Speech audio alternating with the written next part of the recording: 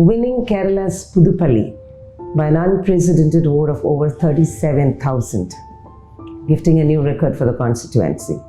A young politician who took Kerala's political scene by a storm with his unique style and stride.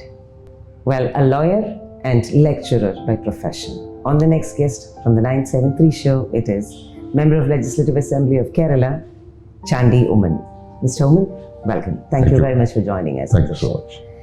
I, on purpose, did not bring your father's name on the intro because I always felt that, that shadow has been following you. How do you look at that? Because everybody introduces you as Oommen Chandy sir's son. I know that's a beautiful gift and privilege and legacy, but how do you look at this shadow? Even if you didn't say the intro, now you have said it. No, that's my question.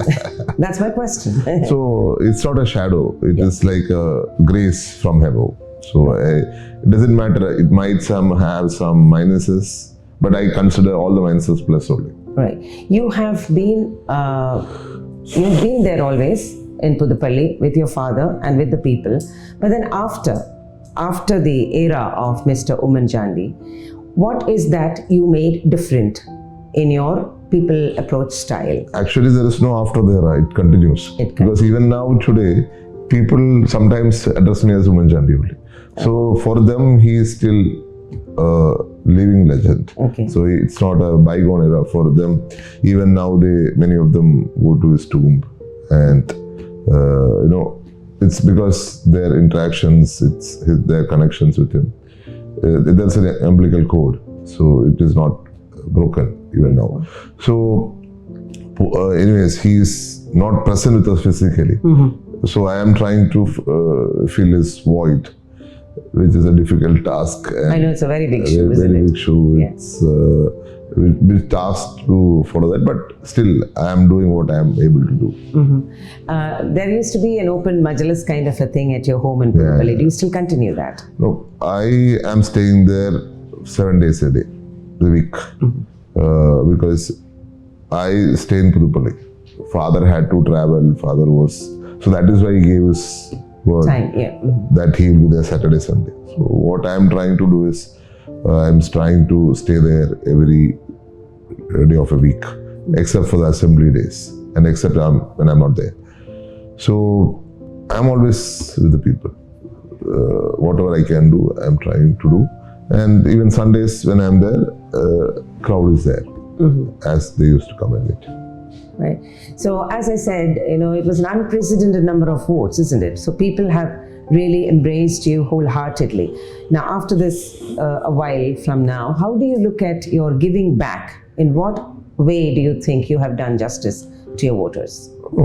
Basically, in terms of projects, I'm trying to initiate a few of them, including 50 houses from entire state. Right? 50 years, because 53 I slightly experienced a crunch. So I'm not able to, first I thought I'll finish this 50, then I go forward. So this 50 is spread across or? Kerala, and 41 is in my constituency. Okay, right. So I put a time bar for it, but certain restrictions, financial support. So that's why there is a hold. So, but I hope to finish it by this June, max. So these are the projects that? These are the houses we have built for the poor people. Last year I gave a scholarship 45 lakhs for my students. Okay. That also not from the government fund, but by support from various people. Then I have brought in a sports stuff in the constituency. Okay. Where children are getting it free. I'm trying to build 2 more turfs where children will get it free. School children basically. And I'm trying to make Pudupalli a sports hub, especially building an indoor stadium. So we are trying our best from the private side of funds. Government funds I've spent almost 2 to 3 crores just for the sports. Okay. 2 stadiums I allotted funds in Pudupalli, Mantragada and Meenadam. And government has been positive on that side. I've spent almost 1 crore for 2 swimming pools, or rather than renovating, column. Okay, yeah. So renovating that. I thought of making the swimming pool, but maintenance cost will make it difficult. So renovation of a column is better, or the pond is better, so that it will remain natural also. Okay. So people can still use it even after the renovation for water source. So this is then we had tried to bring some scholarships for students and entrance exams for students, training for central universities, and we also try to improve on the roads. Okay. Through not only through funds but through various different means of strikes or protest. I declared that I'll tar a road as part of a mass movement, and the government opened their eyes and they tarred that road after a matter of 2 to 3 years. Okay. So roads, but because roads are not my responsibility, but people think it's MLA who can do it. But it's a panchayat or the PWD. Both are not, in my hands. It has different political, affiliations. So whatever I am trying, I have tried to interact with maximum poor people to support them. That's my. Just to take you back, you mentioned quite a few projects related to sports. Is sports close to your heart? Yeah, sports is because it's an anti-drugs movement. From the day I've been elected MLA, I've been fighting these drugs because I didn't say it very openly, but I was very keen that we should fight drugs. It's an issue now. It's an issue for some time. So what's the best way of attracting the students away from, or children away from drugs, is using sports. Because you need diversions. Yes. So there's a Haryana model which is there. We are also starting a football camp from May 4th. The governor of Maharashtra is inaugurating. Okay. Sri C.P. Radhakrishnan. He's inaugurating the anti-drugs movement. It's the football training for entire district of Kottayam. And also we are trying to create 2-3 tourist places in our place, so that sports can be, all kinds of sports can be played there.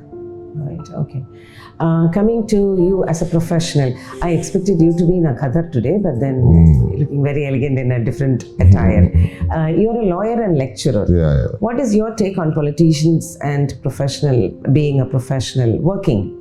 It's not an easy task because I can't do anything You still else. practice? No, I can't do anything. You can't do else. it, right? I can do it. I don't get the time to. I want to teach also, but it's a What subject do you teach in? law, basically. Law, okay. So constitutional law, I'm sure you miss doing that, right? yeah, I miss doing it. And if you have to, stay with it, you have to practice, you have to use it. Now I would have forgotten half of it. So I want to be in touch with the subject, and I want to be in touch with the students, and so that you can also learn. That's the entire process. It's not about you teaching, but I feel that I am learning a lot from when I teach. So I hope to continue it someday. Right. But my question is, what is your take on politicians working or making their livelihood through a profession or? No, unless and until there's a profession, it is difficult to sustain. But Kerala politics is such a demanding job that it's not easy to do both. But somehow there are people who are able to manage. Matthew Kurulanan has been able to. He has a law firm which has been doing well from a long with So he has been able to manage somehow. Yeah. All right. And there is also a portfolio which I saw, which is affiliated to you with the Youth Congress, right? You are heading or you're chairing that. No, I was removed. I'm not there anymore. I'm not. But still, what is your take on young politicians or younger? Because you yourself is under 40 as a young politician, a role model perhaps. What is your message, key message to young blood out there? Indeed, they should come into politics unless until they come into politics. If they want to change anything, it's not possible unless they change. So they need to come in politics to change anything they want. So I would request all to come into politics. Right. May I ask you what brings you to Bahrain? Actually, I was in Moscow. Yeah, okay. Let me ask you on that. Yeah, how was the experience? It's such a blessing to have witnessed the I think you went for the funeral of. But I was in Moscow for the All Religion Summit we are doing on behalf of Shivgiri Mutt. The Shivgiri Mutt of Varkala has been keen on organizing Sarva Dharma Sabha or All Religion Summit throughout the world. So they wanted to do an event in Vatican, and they gave me the responsibility, and I, along with Vireshwaranda Swamiji and Babu Rajji of Bahrain, we three went and met the Pope. He gave his permission. Then we organized one event in December 1st, November 30th, and a lot of people from throughout the world, 5 religions people had participated. In this, representatives of 5 religions have participated. Post that, they want to do few of them in other cities of the world also. Next week they are doing in London, and they also want to do it in Moscow. So I had gone to Moscow for that. So when I landed, I heard of the news of the demise of His Holiness. So myself and Swamiji decided that we need to be there because of the commitment we have. They gave the permission to hold the entire summit, and His Holiness met all 185 of them. And in this busy world, he's the busiest man on earth. He's meeting everyone, and it's unheard in Vatican, I am told, that he has met all the people and taken gift from all. But he was very keen. That shows his respect for India and Hinduism, the way he considers India. That's his mind, I believe. So because of that, we went there. And when we went there, it was a very solemn moment for us. It was difficult for us to believe that the person who few months ago we met is not there anymore. It is a difficult idea, but still, his life is one which has to be celebrated. Because even on the last day, he met the people. Yes, as though he stayed for that Easter Mass. He stayed for the Easter Mass, he met everyone, and he prayed for Gaza. Yes, that he was said his last there message. should be peace in the world. And there's a testimonial which says that there should be dialogue between all the faiths. They should be all one. All the faith should be one. On that note, Bahrain has been blessed because he was here for an all faith dialogue last year. So actually, there is only one faith. People are understanding it differently because of their culture, because of the language, which he himself said. Religions are languages. So language to pray to God. So it may differ from one person to another, but it's only one spirituality which is there throughout the world. So such an apostle has passed on from this world. We hope that a similar person will come and protect everyone on earth. Try to speak for every poor person. That's what compassion is needed. So compassion for every person. I said when I went to Vatican, I found that people are staying just outside the St. Peter Square. People from nowhere. They don't have even, maybe they don't even have the passports. Pope had given the permission for them to stay. So that's what I think, that's compassion, and we should replicate that in our lives. That's a key point I take from there, that we should try to be more compassionate, more understanding, more empathetic towards others. And even if, death is only the beginning of life, maybe. We should, try to understand that point also. So you're en route Kerala, back from... Yeah, I'm en route Kerala, back from Rome too. So any specific purpose for the visit in Bahrain? I've come here for an OICC meeting. Okay. I was supposed to come here about 1 year back. But due to Bharat Jodo Nyaya Yatra, which was concluding in Bombay, I went for that. So I missed coming here. So I had to somehow make it. Okay. But I thought of cancelling it because of the Rome event. But then second time cancelling would be difficult. In fact, OICC is doing a wonderful job. Even IYCC is doing a wonderful job in Bahrain. Just like, giving back to this country that has been home to all of us for a while. And maybe before we conclude, I would want to ask you for a message for the larger people in Bahrain who hold you close, just like your father.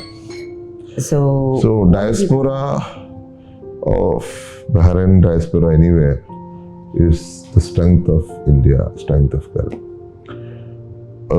All the Pravasis are the reason why India is reached this extent. A Pravasi called Mahatma Gandhi returned to India and changed India forever, fruits of which we are enjoying even today. So each of their actions, each of their thoughts, each of their doings support our country forever. So we are indebted to Pravasis, but my belief is, or my hope is, there are no more Pravasis. Because our country has to provide for all, should not allow people to leave India, should give their livelihood, they should be able to lead their lives with their heads held high. Now it's time for us to do that. Forever we can't allow our people to go to various parts of the world for sustenance. Our citizens, our people who are part of our soil, I think they should be able to, each one of us should be able to live their life with their heads held high. But I will not say completely no to transfer of there is also the other side of it, right? Yeah, I know. Anyway, thank you so much. A message beyond politics. That was the young politician Chandy Oommen speaking to us about humanity, embracing all faiths, say no to drugs, empowering youth with sports, and urging youngsters to take the reins. Well, until we meet with yet another guest on the next guest, this is Rajiv Unikrishnan signing off.